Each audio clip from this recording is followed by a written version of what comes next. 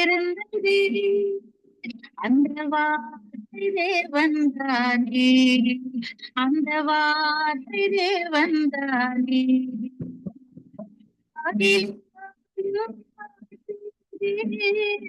ஜீவனுள்ள வார்த்தையதே மாறினாலும் அகத வார்த்தை தேவன் வார்த்தை. மாறினாலும் ஆகாத வார்த்தை தேவன் வார்த்தை.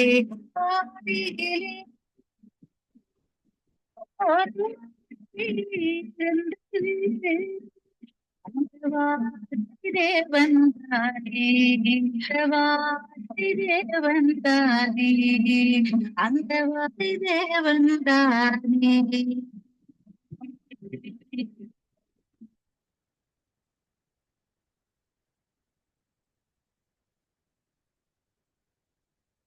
ரெண்டு சாமுவேல் 16ஆம் அதிகாரம்.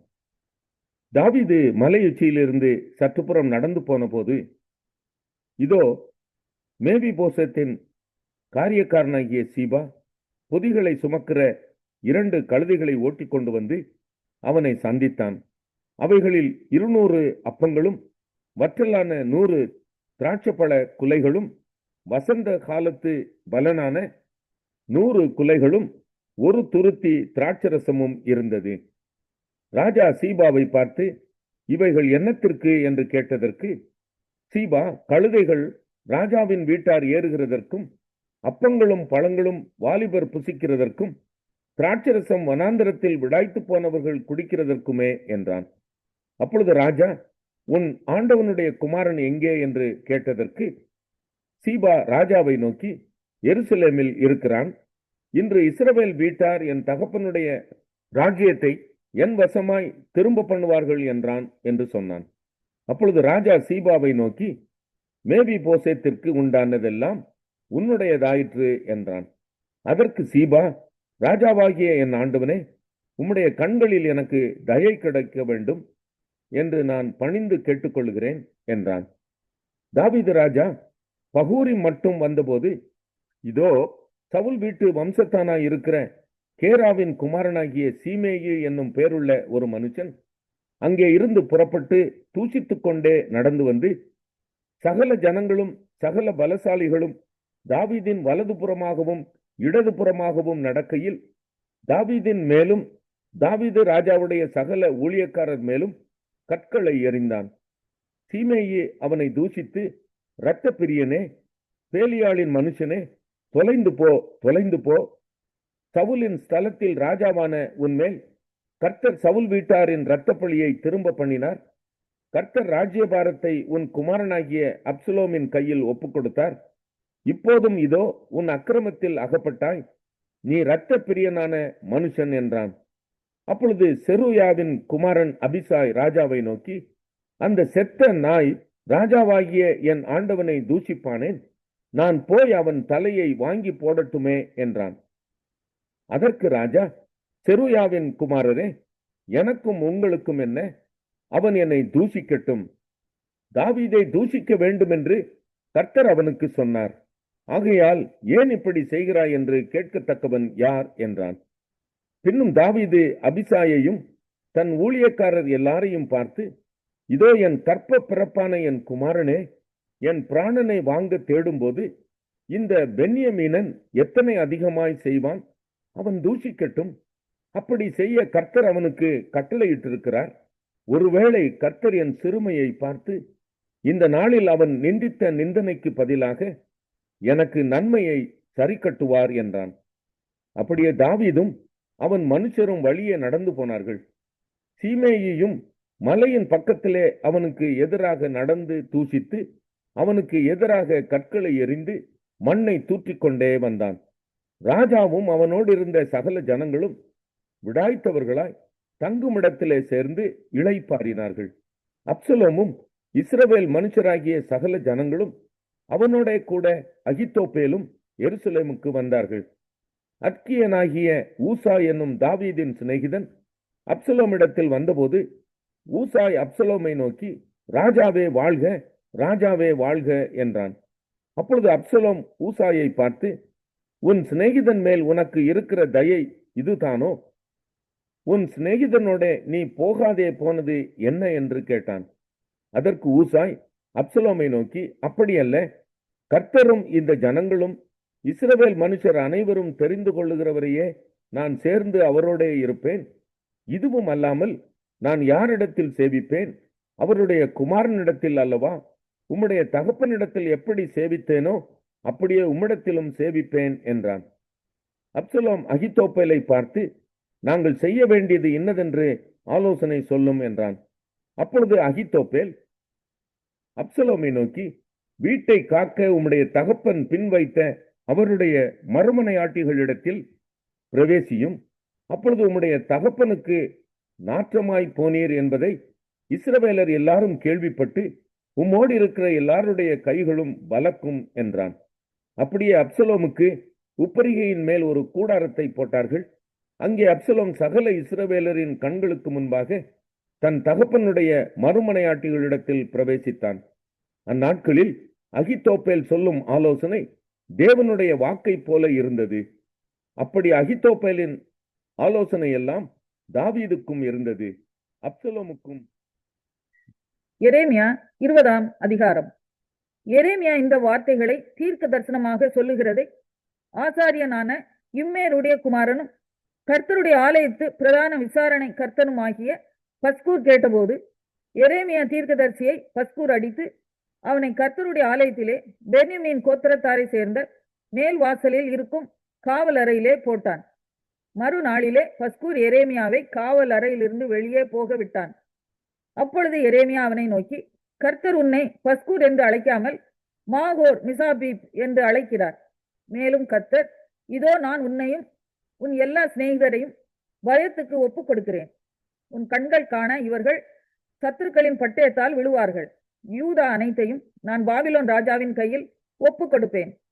அவன் அவர்களை சிறைபிடித்து சிலரை பாபிலோனுக்கு கொண்டு போய் சிலரை பட்டயத்தால் வெட்டி போடுவான்.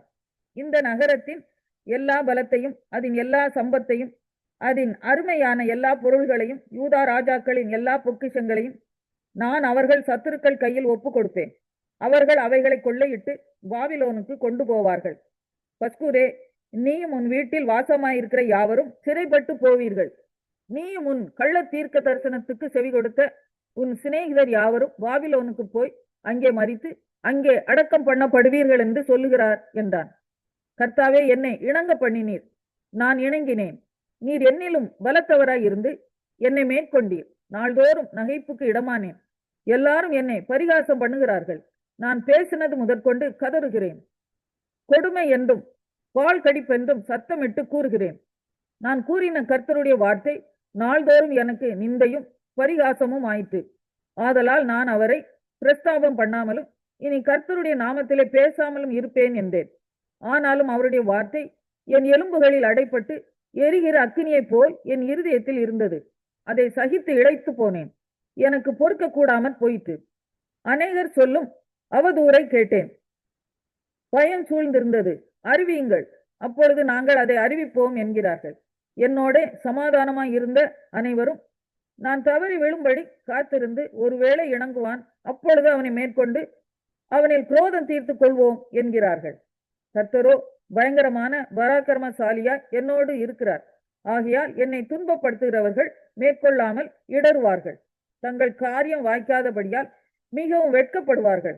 மறக்கப்படாத நித்திய லட்சை அவர்களுக்கு உண்டாகும். ஆனாலும் நீதிமானை சோதித்தறிந்து உள்ளிந்திரியங்களையும் இருதயத்தையும் பார்க்கிற சேனைகளின் கர்த்தாவே, நீர் அவர்களுக்கு நீதியை சரி கட்டுகிறதை காண்பேனாக. என் காரியத்தை உம்மிடத்தில் சாட்டிவிட்டேன். கர்த்தரை பாடுங்கள், கர்த்தரை துதியுங்கள். அவர் எளியவனுடைய ஆத்துமாவை பொல்லாதவர்களின் கைக்கு தப்புவிக்கிறார். நான் பிறந்த நாள் சபிக்கப்படுவதாக. என் தாயார் என்னை பெற்ற நாள் ஆசீர்வதிக்கப்படாதிருப்பதாக. உமக்கு ஒரு ஆண் பிள்ளை பிறந்ததென்று என் தகப்பனுக்கு நற்செய்தியாக அறிவித்து அவனை மிகவும் சந்தோஷப்படுத்தின மனுஷன் சபிக்கப்பட கடவன். அந்த மனுஷன் கர்த்தர் மனம் மாறாமல் கவிழ்த்து போட்ட பட்டணங்களைப் போலிருந்து காலமே அலறுதலையும் மத்தியான வேளையிலே கூக்குரலையும் கேட்க கடவன். என் தாயார் எனக்கு பிரேத குழியும் நான் என்றைக்கும் பிரசவியாத சூலுமாய் இருக்கத்தக்கதாக கற்பத்திலே நான் கொலை செய்யப்படாமற் போனதென்ன? நான் வருத்தத்தையும் சஞ்சலத்தையும் கண்டு என் நாட்கள் வெட்கமாய் கழியும்படிக்கு நான் ரோமர் 5ஆம் அதிகாரம். இவ்விதமாக நாம் விசுவாசத்தினாலே நீதிமான்களாக்கப்பட்டிருக்கிறபடியால் நம்முடைய கர்த்தராகிய இயேசு கிறிஸ்து மூலமாய் தேவனிடத்தில் சமாதானம் பெற்றிருக்கிறோம். அவர் மூலமாய் நாம் இந்த கிருபையில் பிரவேசிக்கும் சிலாக்கியத்தை விசுவாசத்தினால் பெற்று நிலை கொண்டிருந்து தேவ மகிமையை அடைவோம் என்கிற நம்பிக்கையினாலே மேன்மை பாராட்டுகிறோம். அது மாத்திரமல்ல, உபத்திரவம் பொறுமையையும், பொறுமை பரீட்சையையும், பரீட்சை நம்பிக்கையையும் உண்டாக்குகிறதென்று நாங்கள் அறிந்து உபத்திரவங்களிலேயும் மேன்மை பாராட்டுகிறோம். மேலும் நமக்கு அருளப்பட்ட பரிசுத்த ஆவியினாலே தேவ அன்பு நம்முடைய இருதயங்களில் ஊற்றப்பட்டிருக்கிறபடியால் அந்த நம்பிக்கை நம்மை வெட்கப்படுத்தாது. அன்றியும் நாம் பலனற்றவர்களாய் இருக்கும் போதே குறித்த காலத்தில் கிறிஸ்து அக்கிரமக்காரருக்காக மரித்தார். நீதிமானுக்காக ஒருவன் மரிக்கிறது அரிது, நல்லவனுக்காக ஒருவேளை ஒருவன் மரிக்க துணிவான். நாம் பாவிகளாய் இருக்கையில் கிறிஸ்து நமக்காக மரித்ததினாலே தேவன் நம்மேல் வைத்த தமது அன்பை விளங்க பண்ணுகிறார். இப்படி நாம் அவருடைய இரத்தத்தினாலே நீதிமான்களாக்கப்பட்டிருக்க கோபாக்கினைக்கு நீங்களாக அவராலே நாம் ரட்சிக்கப்படுவது அதிக நிச்சயமாமே. நாம் தேவனுக்கு சத்துருக்களாய் இருக்கையில் அவருடைய குமாரனின் மரணத்தினாலே அவருடனே ஒப்புரவாக்கப்பட்டோமானால், ஒப்புரவாக்கப்பட்ட பின் நாம் அவருடைய ஜீவனாலே ரட்சிக்கப்படுவது அதிக நிச்சயமாமே. அதுவும் அல்லாமல் இப்பொழுது ஒப்புரவாகுதலை நமக்கு கிடைக்க பண்ணின நம்முடைய கர்த்தராகிய இயேசு கிறிஸ்து மூலமாய் நாம் தேவனை பற்றியும் மேன்மை பாராட்டுகிறோம். இப்படியாக ஒரே மனுஷனாலே பாவமும் பாவத்தினாலே மரணமும் உலகத்திலே பிரவேசித்தது போலவும் எல்லா மனுஷரும் பாவம் செய்தபடியால் மரணம் எல்லாருக்கும் வந்தது போலவும் இதுவும் ஆயிற்று. நியாயப்பிரமாணம் கொடுக்கப்படுவதற்கு முன்னும் பாவம் உலகத்தில் இருந்தது. நியாயப்பிரமாணம் இல்லாதிருந்தால் பாவம் எண்ணப்பட மாட்டாது. அப்படி இருந்தும் மரணமானது ஆதாம் முதல் மோசே வரைக்கும் ஆதாமின் மீறுதலுக்கு ஒப்பாய் பாவம் செய்யாதவர்களையும் ஆண்டு கொண்டது. அந்த ஆதாம் பின்பு வந்தவருக்கு முன்னடையாளமானவன். ஆனாலும் மீறுதலின் பலன் கிருபை வரத்தின் பலனுக்கு ஒப்பானதல்ல. எப்படியெனில், ஒருவனுடைய மீறுதலினாலே அநேகர் மரித்திருக்க தேவனுடைய கிருபையையும் இயேசு கிறிஸ்து என்னும் ஒரே மனுஷனுடைய கிருபையினாலே வரும் ஈவும் அநேகர் மேல் அதிகமாய் பெருகி இருக்கிறது. மேலும் ஒருவன் பாவம் செய்ததினால் உண்டான தீர்ப்பு தேவன் அருளும் ஈவுக்கு ஒப்பானதல்ல. அந்த தீர்ப்பு ஒரே குற்றத்தின் நிமித்தம் ஆக்கினைக்கு ஏதுவாயிருந்தது. கிருபை வரமோ அநேக குற்றங்களை நீக்கி நீதி விளங்கும் தீர்ப்புக்கு ஏதுவாயிருக்கிறது. அல்லாமலும் ஒருவனுடைய மீறுதலினாலே அந்த ஒருவன் மூலமாய் மரணம் ஆண்டு கொண்டிருக்க கிருபையின் பரிபூரணத்தையும் நீதியாகிய ஈவின் பரிபூரணத்தையும் பெறுகிறவர்கள் இயேசு கிறிஸ்து எனும் ஒருவராலே ஜீவனை அடைந்து ஆளுவார்கள் என்பது அதிக நிச்சயமாமே. ஆகையால் ஒரே மீறுதலினாலே எல்லா மனுஷருக்கும் ஆக்கினைக்கு ஏதுவான தீர்ப்பு உண்டானது போல ஒரே நீதியினாலே எல்லா மனுஷருக்கும் ஜீவனை அளிக்கும் நீதிக்கு ஏதுவான தீர்ப்பு உண்டாயிற்று. அன்றியும் ஒரே மனுஷனுடைய கீழ்ப்படியாமையினாலே அநேகர் பாவிகளாக்கப்பட்டது போல ஒருவருடைய கீழ்ப்படிதலினாலே அநேகர் நீதிமான்களாக்கப்படுவார்கள். மேலும் மீறுதல் பெருகும்படிக்கு நியாயப்பிரமாணம் வந்தது. அப்படி இருந்தும் பாவம் பெருகின இடத்தில் கிருபை அதிகமாய் பெருகிற்று. ஆதலால் பாவம் மரணத்துக்கு ஏதுவாக ஆண்டு கொண்டது போல கிருபையானது நம்முடைய கர்த்தராகிய இயேசு கிறிஸ்துவின் மூலமாய் நீதியினாலே நித்திய ஜீவனுக்கு. ரோமர் 6ஆம் அதிகாரம். ஆகையால் என்ன சொல்லுவோம்? கிருபை பெருகும்படிக்கு பாவத்திலே நிலை நிற்கலாம் என்று சொல்லுவோமா? கூடாதே. பாவத்துக்கு மரித்த நாம் இனி அதிலே எப்படி பிழைப்போம்? கிறிஸ்து இயேசுவுக்குள்ளாக ஞானஸ்நானம் பெற்ற நாம் அனைவரும் அவருடைய மரணத்துக்குள்ளாக ஞானஸ்நானம் பெற்றதை அறியாமல் இருக்கிறீர்களா? மேலும் பிதாவின் மகிமையினாலே கிறிஸ்து மரித்தோரிலிருந்து எழுப்பப்பட்டது போல நாமும் புதிதான ஜீவனுள்ளவர்களாய் நடந்து கொள்ளும்படிக்கு அவருடைய மரணத்துக்குள்ளாக்கும் ஞானஸ்நானத்தினாலே கிறிஸ்துவுடனே கூட அடக்கம் பண்ணப்பட்டோம்.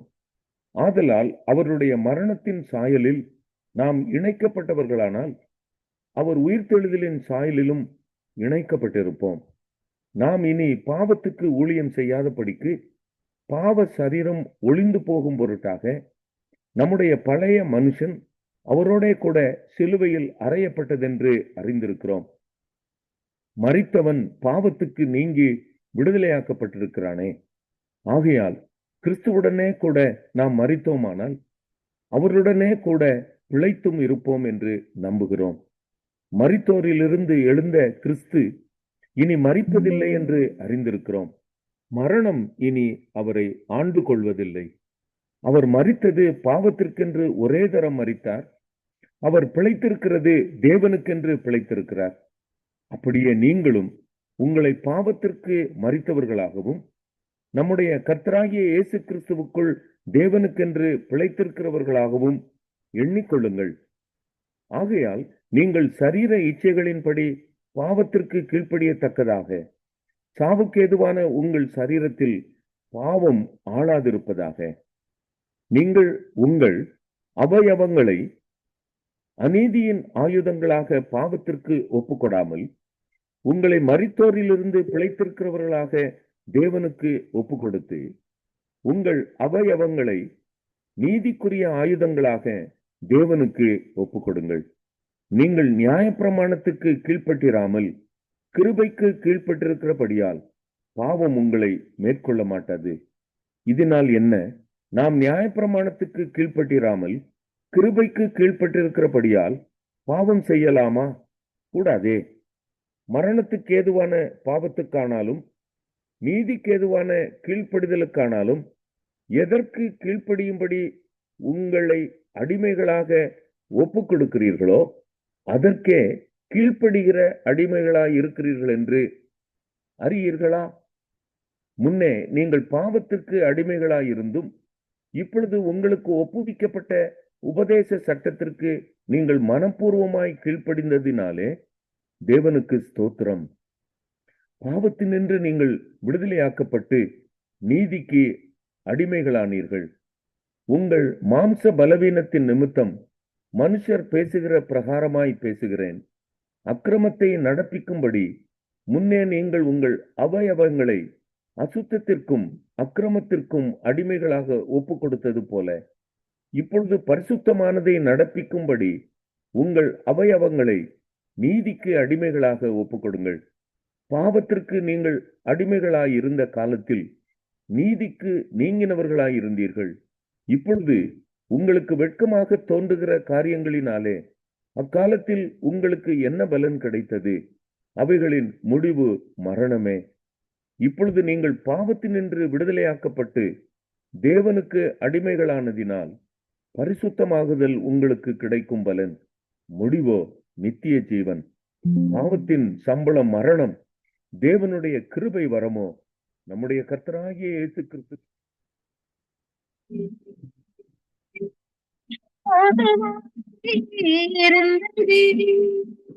அந்த வார்த்தை தேவன்தானே, அந்த வார்த்தை தேவன்தானே.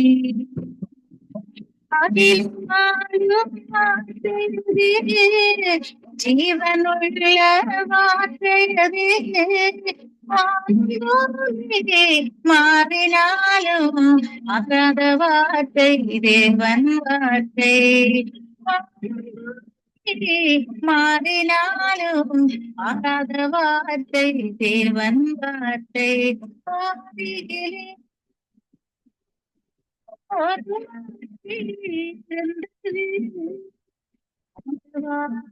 தேவன் தானே, தேவன் தானே, அந்த வார்த்தை தேவன் தானே.